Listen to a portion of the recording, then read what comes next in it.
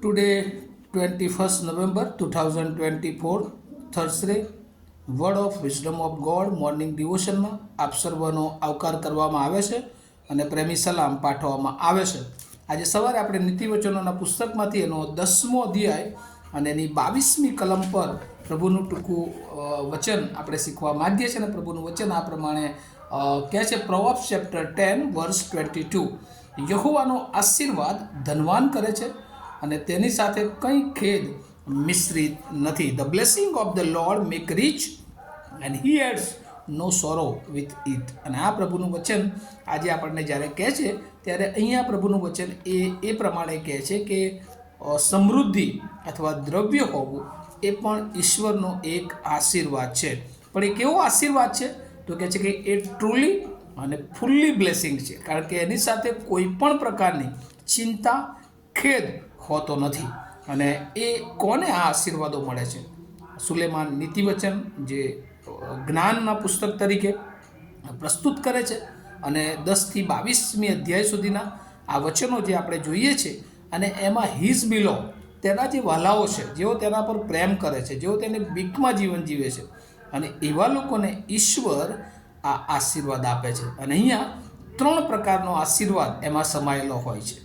જેને આશીર્વાદ આપે છે એને દ્રવ્યવાન અને ધનવાન કરે છે. અને 3 પ્રકારની આશીર્વાદોની વાત નોંધવામાં આવી છે. એક, પ્રોસ્પેરિટીનો આશીર્વાદ; બીજો, પ્રોટેક્શનનો આશીર્વાદ; અને ત્રીજો, શાંતિનો આશીર્વાદ. અને એટલે સમૃદ્ધિ, દ્રવ્યતા, સુરક્ષા અને શાંતિ, આ 3 બાબતો એ આશીર્વાદ ઈશ્વર એના બાળકોને જ્યારે એના માર્ગમાં ચાલે છે ત્યારે આપે છે. અને એ જ વાત આપણે જો જૂના કરારમાં ગીતશાસ્ત્ર અને એનો 127મો અધ્યાય જોઈએ તો ત્યાં પણ શરૂઆતની 3 કલમમાં લખવામાં આવ્યું છે, જો યહોવા ઘર ન બાંધે તો તેના બાંધનારનો શ્રમ મિથ્યા છે. જો યહોવા નગરનું રક્ષણ ન કરે તો ચોકીદારનું જાગવું કેવળ વ્યર્થ છે. તમારું વહેલું ઉઠવું અને મોડું સૂવું તથા કસ બેઠીને રોટલી ખાવી તે પણ વ્યર્થ છે, કેમ કે તે પોતાના વાલા ઊંઘતા હોય તો પણ તેમને આપે છે. છોકરા તો યહોવાનું આપેલું ધન છે, પેટના ફરજન તેના તરફનું પ્રતિદાન છે. ને એટલે અહીંયા ઈશ્વર એ 2 પ્રકારના આશીર્વાદો એ આપે છે. એક તો ભૌતિક આશીર્વાદો મટીરિયલી, અને બીજું સ્પિરિચ્યુઅલી, આત્મિક આશીર્વાદ એ પણ પ્રભુ આપે છે. અને એટલે પ્રોસ્પેરિટી, પ્રોટેક્શન એન્ડ પીસ, આ 3 બહુ મોટા આશીર્વાદો એ પ્રભુ જે વહાલાઓ, જે કુટુંબો એમના પર વિશ્વાસ કરે છે એને પ્રભુ આપે છે.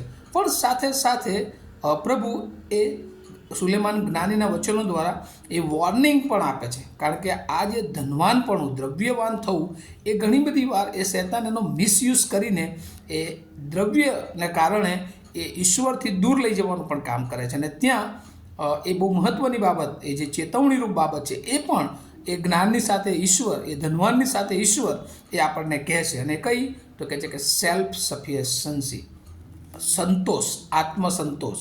અને અહીંયા આપણે જો નવા કરારમાં જોઈએ તો ફિલિપિયોનો પત્ર એનો 4થો અધ્યાય અને એની 11થી 13 કલમ જો આપણે વાંચીએ તો ત્યાં પાઉલ પેરે તે પ્રમાણે લખાય છે કે હું તંગાસ અને ભરપૂરી બંનેમાં રહેવાને શીખ્યો છું, કારણ કે બંને એ ઈશ્વર તરફથી મળે છે.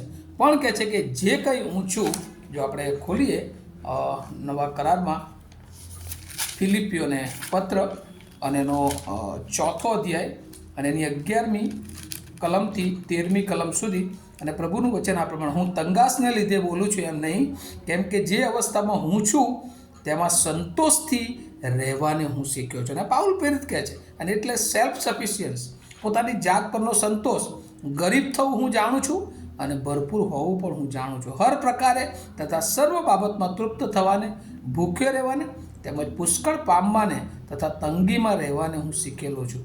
અને ત્યાં 13મી કલમમાં લખ્યું છે, જે મને સામર્થ્ય આપે છે તેની સહાયથી હું બધું જ કરી શકું છું. એટલે જે કંઈ આપણી પાસે છે એ બધું જ ઈશ્વર મારફતે એ આપણને મળ્યું છે. અને જ્યારે ઈશ્વર મારફતે એ આપણને મળ્યું છે ત્યારે એને ઈશ્વરની ઈચ્છા પ્રમાણે વાપરીએ અને હંમેશા જે કંઈ છે આપણી પાસે એ બીજાઓની તરફ દૃષ્ટિ ન કરતાં એમાં સંતોષ સહિત, આનંદ સહિત આ પૃથ્વી પર પ્રભુને ગમતું જીવન એ જીવી લઈએ. કારણ કે આપણે નેચરલી જોઈએ છે કુદરતી રીતે કે જ્યારે કોઈ ઝાડ હોય છે અને એના ઉપર જ્યારે ફળ આવે છે ત્યારે હંમેશા એ નમે છે, એના પાંદડા, એના ડાળીઓ નમે છે.